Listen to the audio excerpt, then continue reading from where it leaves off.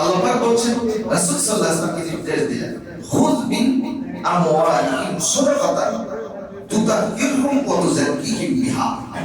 ও রাসূল আমার, যারা নেশাব পরিমাণ মালের মালিক, তাদের সম্পদ থেকে আপনি সাদাকা, এখানে সাদাকাতুল এটা সাদাকাতুল যাকাত, এই সাদাকাতুল যাকাত কি বোঝানো হচ্ছে? যাকাত গ্রহণ করুন, তুতাহহিরুহুম, তাদেরকে পবিত্র করুন, ওয়া তুযাক্কিহিম, এবং আপনি তাদেরকে পরিশুদ্ধ করুন, বিহা, এই যাকাতের মাধ্যমে।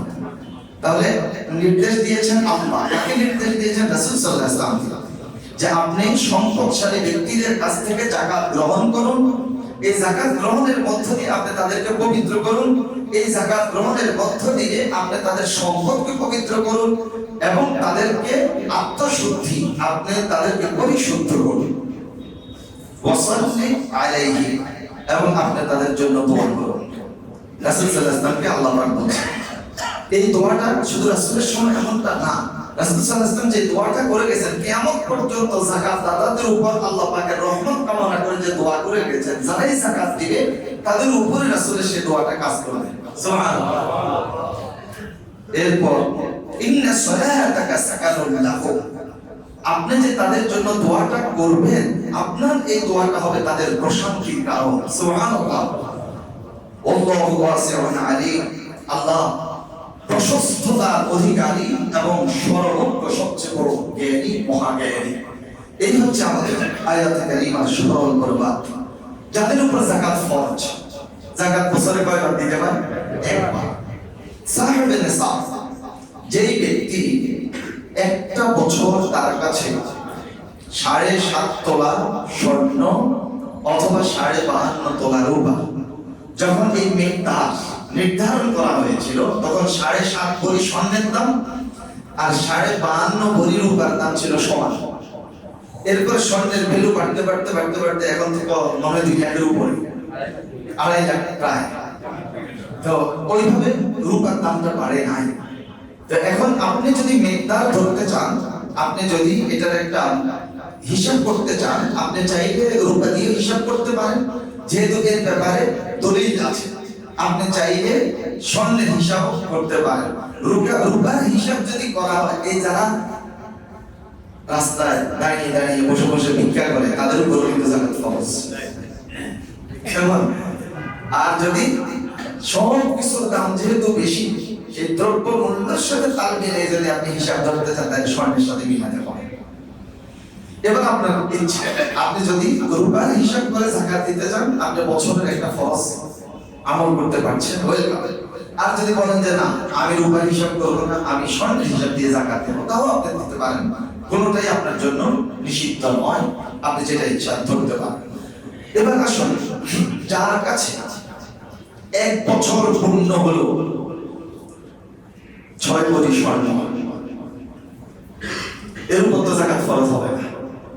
কিন্তু তার পাশাপাশি যদি তার কাছে 13 ভরি স্বর্ণের সমমূল্য পরিমাণ টাকা থেকে যায়, তাহলে 6 ভরি প্লাস 13 ভরির টাকা দুইটা মিলে গেলে ওই ব্যক্তির উপর যাকাত ফরজ হয়ে যায়। ক্লিয়ার? আচ্ছা, শুধু যাকাতের প্রথম বছরের জন্য ইয়াউলুল হাউল, 1 বছর পূর্ণ হওয়া শর্ত। 2025-এ আপনি যাকাত দিয়েছেন, 2026-এ এসে আপনি যাকাত দেবেন, আপনার জন্য এখন আর 1 বছর পূর্ণ হওয়া শর্ত নয়।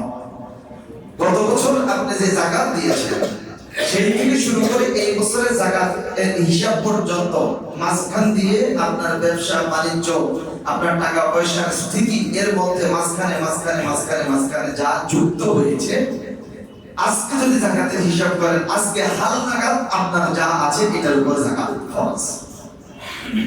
তাহলে আপনি গত বছর মার্চ মাসে হিসাব করে যাকাত দিয়েছেন, এরপর এপ্রিলে যে টাকা আসছে এটাতে এবার মার্চ পর্যন্ত 1 বছর হবে না, তাহলে কি এটা যাকাত হবে না?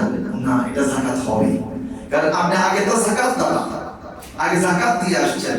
এখন আপনার এই চলমান গতির মধ্যে মাঝে মাঝে মাঝে মাঝে যা যুক্ত হয়েছে, লাস্ট এসে আপনি যখন হাল নাগাদ হিসাব করবেন, আজকে আমার কি পরিমাণ আছে এটার উপরে আপনি যাকাত ধার্য হবে। আপনার হিসাব করলে 10 লক্ষ টাকা যাকাত আসবে, আপনি হিসাব করলেন না, আপনি আইডিয়া করে 10 লাখ টাকা যাকাত আসবে তো থাক আমি বেশি দিই, ডাবল দেবো, আপনি 20 লাখ টাকা দিয়ে দেন।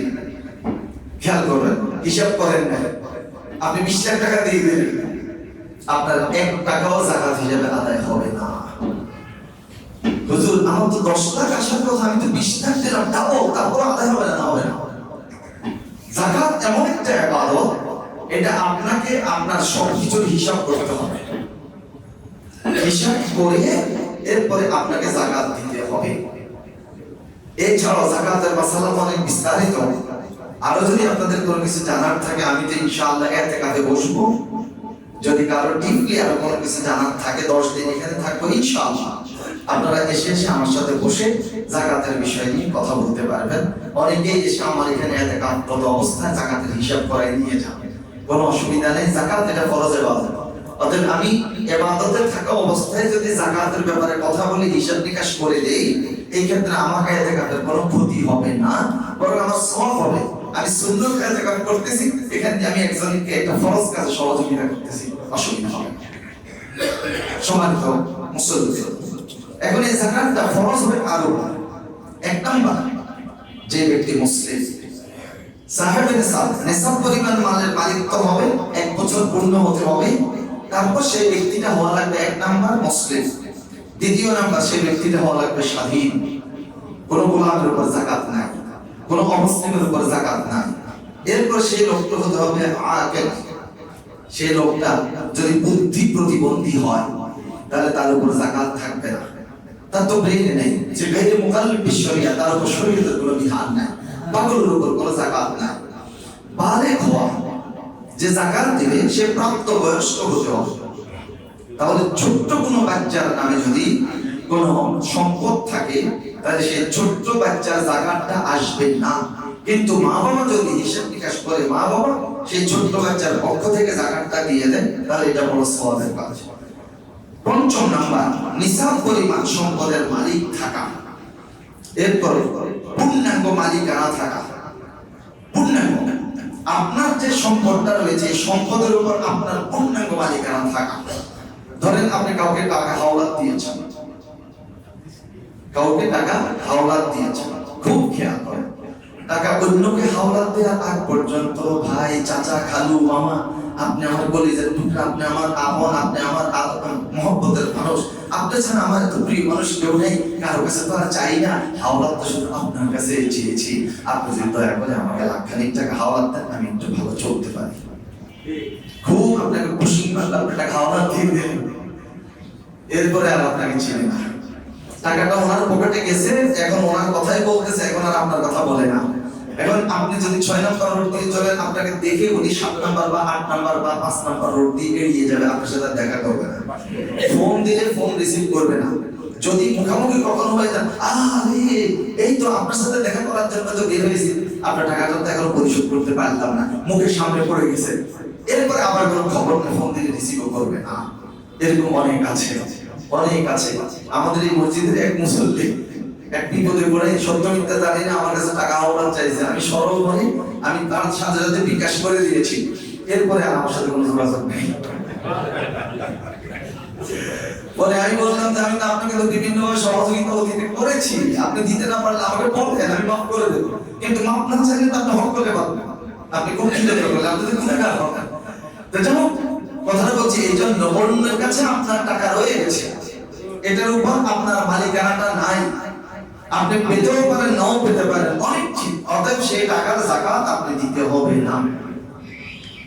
যে নিয়েছে সে যদি সাহেবের ইসলামের মালিককে বলে দিবেন যে আমার টাকার যাকাত আপনি দিয়ে দিন, আর যদি উনি না দেন, আপনি যেই বছর টাকা হাতে পাবেন তখন আপনার সাথে হিসাব করে তখন 1 বছরের যাকাত দেবেন। আমি বুঝাতে পেরেছি? আচ্ছা, কোন দোকানদার কোন দোকান নিয়েছেন, অ্যাডভান্স করেছেন, এখানে অনেক আছেন অ্যাডভান্স দিয়েছেন, অনেক আছেন অ্যাডভান্স নিয়েছেন, এটা উপরের জন্য মাসালা। ধরে নেন আমি মিস্টার ওয়াইকে অ্যাডভান্স দিলাম, এটা কি বলে, সালামি বলে না স্যালামি বলে, যা হোক যেটাই বলে, আমি দিলাম ধরেন 10 লাখ টাকা এখন এই টাকাটা ওনার গ্রিপে চলে গেল, এখন এই টাকাটা উনি ওনার মতো করে কিন্তু কাজে লাগাচ্ছেন, এই টাকাটা দিয়ে উনি বেনিফিটেড হচ্ছেন, এই টাকাটা আপনার মালিকানার মধ্যে নাই, তাহলে এই টাকার যাকাত যিনি অ্যাডভান্স নিয়েছেন তিনি দিবেন, আর যিনি অ্যাডভান্স দিয়েছেন তিনি এই টাকাটার যাকাত দিতে হবে না। আর যিনি এই টাকাটা রোলিং করছেন তিনি যদি এই টাকাটা যাকাত না দেন তাহলে তিনি গুনাহগার হবেন। এই বিষয়টাও যারা অ্যাডভান্স নিয়েছেন তারা খেয়াল রাখবেন, আর যারা অ্যাডভান্স দিয়েছেন আপনারা এই যাকাতটা দেওয়া লাগবে না, যেহেতু আপনার মালিকানার টাকাটা নেই। তো আরো অনেক কথা আছে যাকাতের, দীর্ঘ আলোচনা অন্তত 3 ঘন্টা করা লাগবে। আমি শর্টে যেগুলো আমাদের জন্য একেবারে খুব বেশি প্রয়োজন এই জায়গাটার বিষয়টা আপনাদের একটু দৃষ্টি আকর্ষণ করলাম। তারপরে আসুন যাকাতের মোট 8টি খাত, 8টি খাতের বাইরে যদি আমরা যাকাত দেই তাহলে আমাদের যাকাত আদায় হবে না। সূরা আত-তাওবা 60 নম্বর আয়াতে কারিমা আপনারা একটু স্টাডি করে নেবেন। যারা যাকাত দেবেন তাদের উপর যাকাতের মাসালা শিখাটা ফরজ। যিনি নামাজ পড়বেন তার উপর নামাজ এর মাসালা জানা ফরজ, রোজা রাখবেন প্রাপ্তবয়স্ক তার উপর রোজার মাসালা জানা ফরজ। যেমন রাসূল কারীম সাল্লাল্লাহু আলাইহি ওয়াসাল্লাম ইরশাদ করেন, তলাবুল ইলমি ফরিদাতুন আলা কুল্লি মুসলিম, ইলমে দ্বীন অর্জন করা, দ্বীনের জ্ঞান অর্জন করা সকল মুসলিম নরনারীর উপর ফরজ। কতটুকু ফরজ? নামাজ পড়বে তার জন্য নামাজের মাসালা জানা ফরজ। বিবাহ শাদী করবে, এখনো বিয়ে করে নাই, করবে, তাহলে বিয়ে করার আগে দিয়ে তার বিবাহ শাদী স্ত্রীকে পরিচালনা, পরিবার পরিচালনার যে মাসালা আছে এটা জানা তার জন্য ফরজ। এই ব্যক্তির উপর যাকাত ফরজ হয়েছে, তাহলে এই ব্যক্তির উপর যাকাত যেমন ফরজ হয়েছে মাসালা জানা তার জন্য ফরজ। যাকাতের উপর আমি একটা প্রবন্ধ লিখেছি, এই প্রবন্ধ আলহামদুলিল্লাহ বাংলাদেশের একটা নামকরা বিশ্ববিদ্যালয় এটার উপর গবেষণা হয়েছে। তো সেই প্রবন্ধটা আমার কাছে আছে, আপনাদের যাদের প্রয়োজন যাকাতের মাসালা ডিপলি জানার জন্য শুধু আপনি আমার সাথে যোগাযোগ করে হোয়াটসঅ্যাপ নাম্বার দেবেন, আমি আপনার হোয়াটসঅ্যাপে এটা ফরওয়ার্ড করে দিয়ে দেবো। পরে আপনি প্রিন্ট করে আপনি সেই প্রবন্ধটা খুব ভালোভাবে পড়বেন, আপনি নিজে একজন যাকাতের আলেম হয়ে যাবেন ইনশাআল্লাহ। কোনো কিছু বাদ নেই সেই মাসালার মধ্যে। আলহামদুলিল্লাহ অনেক বড় বড় গবেষকরা আমার এই প্রবন্ধটার উপর গবেষণা করেছেন এবং ওনারা মন্তব্য করেছেন যে আমাদের লাইফে আমরা যাকাতের উপর একটা ব্যতিক্রম ধর্মী আমরা গবেষণা দিয়েছি। আলহামদুলিল্লাহ আমরা এলেম কালাম নেই, পড়াশোনা তেমন একটা নেই, তারপরে যতটুকু পড়ি ততটুকু আমি খাস দিল থেকে পড়ি, বুঝে শুনে পড়ি। সম্মানিত মুসল্লি, এবার আসেন তাহলে কার কার উপর কে কে যাকাত দিতে পারবে। ইন্নামাস সাদাকাতু লিল ফুকারা, 1 নাম্বার ফকির, দরিদ্র, ঘর বাড়ি আছে কিন্তু সেই ব্যক্তি অসহায়, তার উপার্জন নাই, টাকা পয়সা নাই, এই সমস্ত দিক। ওয়াল মাসাকিন, এটা এমন ব্যক্তি একদিক থেকে দরিদ্র, অপর দিক থেকে ভূমিহীন মিসকিন, তার ঘর বাড়িও নেই, দ্বিতীয় নাম্বার গেল। ওয়াল আমিলিনা আলাইহা, রাষ্ট্রের যারা যাকাত কালেকশন করবে, যাকাত আদায়কারী সেই কর্মচারী কর্মকর্তাদেরকে যাকাতের টাকা দিয়ে বেতন দেওয়া যাবে, যাকাতের তৃতীয় নাম্বার খাত। ওয়াল মুআল্লিফাতি কুলুবুহুম, কোন অমুসলিমকে যাকাত দেওয়া জায়েজ নাই, কিন্তু কোন অমুসলিমকে যদি আপনি মুসলমান বানানোর টার্গেট করেন যে একে যদি আমি যাকাত দেই আস্তে আস্তে করে দ্বীন ইসলামের প্রতি সে ঝুঁকে আসবে, তাহলে এই ব্যক্তিকে আপনি এই নিয়তে যাকাত দেওয়া জায়েজ। ওফির রিকাব, দাস মুক্তি, কোন গোলামকে যদি মুক্তির জন্য যদি যাকাতের টাকা দেওয়া হয় তাহলে সেই টাকা দিয়ে দাস মুক্ত করা যাবে। ওয়াল গারিমিন, ঋণগ্রস্ত, এমন ঋণগ্রস্ত সেই ব্যক্তি সম্পদ নাই, ঋণ পরিশোধ করতে পারবে না, তাহলে সেই ঋণগ্রস্ত ব্যক্তি যাকাত দিয়ে যাকাতের টাকা দিয়ে ঋণ মুক্ত হতে পারবে। ওয়াফি সাবিলিল্লাহ, এবং আল্লাহর রাস্তায়, আল্লাহর রাস্তা বলতে যারা দ্বীন ইসলামের দাওয়াতকে প্রসারিত করার জন্য, দ্বীনের দাওয়াতি কাজের জন্য যাকাতের টাকা দিতে চায় তাদেরকে আপনারা যাকাতের টাকা দিতে পারবেন। যেমন একটা টেলিভিশন চ্যানেল ছিল, এখন আছে কিনা জানেন, পিস টিভি, তারা 24 আওয়ার শুধু দ্বীনের দাওয়াতি কাজ করে। বড় বড় শায়েখরা সারা ওয়ার্ল্ডে বসে এই আয়াতে কারিমার আলোকে ওনারা ফয়সালা করেছেন এই টেলিভিশন চ্যানেলটা চালানোর জন্য যাকাতের টাকা গ্রহণ করা যাবে, যেহেতু এটা দ্বীনের দাওয়াতি কাজের জন্য। ওয়াফি সাবিলিল্লাহ, ওয়াবিস সাবিল মুসাফির, গত কয়েকদিন আগে আমাদের একটা গ্রুপ উমরা করতে গিয়ে আটকা পড়ে যাওয়ার মতো অবস্থা। এখন কেউ কেউ উমরা করতে গিয়ে আটকা পড়ে আছে। ধরে নেন যারা উমরা করতে গেছে ওনারা যাকাত ফরজ, যাকাত দাতা, এখন সেখানে যাওয়ার পর ওনারা তো মুসাফির, ধরেন আটকা পড়ে গেল, অথবা পৃথিবীর কোথাও গিয়ে যাকাত দাতা কিন্তু আটকা পড়ে গেলেন, ওনার হাতে টাকা নেই, টাকা খরচ। তাহলে ওই ব্যক্তি সেখানকার যারা সাহেবে নিসাব পরিমাণ মালের মালিক তাদের সাথে যোগাযোগ করে উনি যাকাতের টাকা গ্রহণ করতে পারবেন। আপনি যাকাত দাতা বাংলাদেশে, কিন্তু আপনি মুসাফির হালাতে আছেন দেশের বাইরে অনেক দূর দূরান্তে, এখন আপনার টাকা নাই, আপনি ঢাকায় আছেন, মুসিবতে আছেন, যদিও আপনি যাকাত দাতা কিন্তু মুসাফির হওয়ার কারণে, বিপদে পড়ে যাওয়ার কারণে আপনি সেখানে যাকাতের টাকা গ্রহণ করতে পারবেন। মুসাফিরকে যাকাতের টাকা দেওয়া যাবে। ফরিদাতুম মিনাল্লাহ, এটাই হচ্ছে আল্লাহ পাকের পক্ষ থেকে নির্ধারিত অংশ। আল্লাহু আলিমুল হাকীম, আল্লাহ পাক মহাজ্ঞানী এবং প্রজ্ঞাময়। এই হলো যাকাতের 8টা খাত। এবার শুন কোন কোন খাতে যাকাত দেয়া যাবে না, কাকে যাকাত দেয়া যাবে? সাহেবে নিসাব, যিনি নিসাব পরিমাণ মালের মালিক, তাকে তার বালেগ নাবালেগ সন্তানদেরকে যাকাত দেয়া যাবে না। অমুসলিম যাকাত দেয়া যাবে না। শুধু একটা শর্তে, যদি অমুসলিম মুসলমান হওয়ার সম্ভাবনা থাকে তাহলে সেক্ষেত্রে দাওয়াতি কাজের জন্য তাকে যাকাত দেয়া যাবে। মসজিদের খতিব, মসজিদের ইমাম, মসজিদের মুয়াজ্জিন, মসজিদের খাদেম, তাদেরকে তাদের বেতনের জন্য অথবা হাদিয়া উপহার হিসেবে তাদেরকে যাকাত দেয়া যাবে না। খেয়াল রাখতে হবে। আপনারা ইমাম সাহেব, খতিব সাহেব, মুয়াজ্জিন সাহেব ওনাদেরকে তো হাদিয়া দেন, তো যাকাতের টাকা থেকে হাদিয়া দেয়া যাবে না। তবে আমাদের খাদেম যারা আছে তারা যদি যাকাত খাওয়ার যোগ্য থাকে তাহলে আপনারা তাদেরকে বেতন হিসাবে নয়, হাদিয়া হিসাবে নয়, যাকাত ফান্ড থেকে যাকাতের টাকা আমাদের খাদেমদেরকে, যদি তারা যাকাত খাওয়ার উপযুক্ত দরিদ্র হয় তাহলে দিতে পারবেন। আমার জানা মতে তারা দরিদ্র, তারা যাকাত খেতে পারবে, আপনারা চাইলে তাদেরকে দিতে পারবেন। অতীতেও দিয়েছেন, বর্তমানে কেউ কেউ দিয়েছেন, আপনারা দিতে পারবেন। এরপরে আসুন পিতা মাতা, তার উপরে হলো দাদা, উপরে যতটুকু যাবে, নানা উপরে যতটুকু যাবে, নানি উপরে যতটুকু যাবে, দাদি উপরে যতটুকু যাবে, যাকাত দেয়া যাবে না। এরপরে সন্তান সন্ততি, নিচের দিকে যতটুকু যাবে, নাতি নাতনি, সন্তান সন্ততি, নাতি নাতনি, এবং নিচের দিকে যতটুকু যাবে যাকাত দেয়া যাবে না। আবার আপনি ভাইকে যাকাত দিতে পারবেন, ডাইরেক্ট আপনার থেকে উপরের দিকে, ডাইরেক্ট আপনার থেকে নিচের দিকে দিতে পারবেন না। আপনার ভাই অসহায়, যাকাত খাওয়ার উপযুক্ত, ভাতিজা, ভাগিনা, বোন, আপনি তাদেরকে যাকাত দিতে পারবেন। নিকটতম আত্মীয় যারা আছেন তাদেরকে যাকাত দিতে পারবেন, এই ক্ষেত্রে কোনো অসুবিধা নেই। স্বামী স্ত্রীকে যাকাত দিতে পারবে না, স্ত্রী স্বামীকে যাকাত দিতে পারবে না। এরপর আসেন নিজের কর্মচারী যাকাতের অর্থ দিয়ে বেতন দেওয়া যাবে না। নিজের কর্মচারী যারা আছেন, আপনি যাকাত দাতা হলে আপনার কর্মচারীকে যাকাতের টাকা দিয়ে, আপনি বেতন দিয়ে আপনার যাকাত আদায় হবে না। যদি তাকে যাকাতের টাকা দিতে চান, সে যাকাত দেওয়ার যোগ্য হয়, তাহলে যাকাতের টাকাটা আপনি আলাদা দেবেন, তাকে বলার দরকার নেই, আপনি আলাদা দেবেন। কিন্তু আবার ঈদ বকশিশ, ঈদ বোনাস বলে আপনি চালাই দিবেন না, তাহলে আপনি গুনাহগার হবেন। ঈদ বোনাস যেটা পাবে সেটা তার বেতন, সেই হিসেবে সে ঈদ বোনাস পাবে, ওইটা তার পারিশ্রমিকের অংশ। অতএব ঈদ বোনাস হিসেবেও যাকাতের টাকা দেওয়া যাবে না, বেতন হিসেবেও দেওয়া যাবে না। যাকাতের টাকা দিলে যাকাতের টাকা যাকাত হিসেবে তাকে দিতে হবে।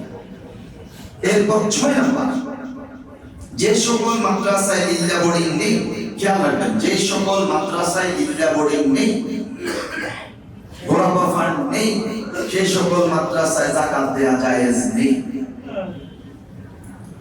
আমি বুঝাতে পেরেছি? কোন মাদ্রাসা যাকাতের জন্য আসলে বলবেন যে আপনাদের ইল্লা বোর্ডিং আছে কিনা, মিসকিন এতিম দরিদ্র ছেলে আছে কিনা, গোরাবা ফান্ড আছে কিনা। যদি গরিবদের ফান্ড থাকে তাহলে যাকাত নেন, আর না হলে যাকাত নেবেন না। এরপর কোন মাদ্রাসার উস্তাদের বেতন যাকাতের টাকা দিয়ে দেওয়া যাবে না। মসজিদ, মাদ্রাসার ইমারত নির্মাণ, আমাদের অনেকে প্রশ্ন করেন যে হুজুর মসজিদে কাজ চলতেছে, যাকাতের টাকা দেওয়া যাবে না। না না না, যাকাত হচ্ছে মালের ময়লা। আল্লাহ পাকের পবিত্র ঘর মসজিদে মালের ময়লা লাগাতে পারবেন না। মাদ্রাসা নির্মাণ কাজে আপনি যাকাতের টাকা দিতে পারবেন না, দিলে আপনার যাকাত আদায় হবে না। রাস্তাঘাট কালভার্ট এগুলো নির্মাণে আপনি দিতে পারবেন না। মোট কথা হলো যে যাকাতের 8টা খাত। সূরা আত-তাওবা 60 নম্বর আয়াত। বলেন সূরা আত-তাওবা কত নম্বর? 60 নম্বর আয়াত। আল্লাহ স্পষ্ট করে দিয়েছেন 8টা খাত। এই 8টা খাতের বাইরে কোনো প্রকার পণ্ডিতি করে যদি যাকাত দিতে যান আপনার যাকাত আদায় হবে না। এই বিষয়টা খেয়াল রাখতে হবে ইনশাআল্লাহ।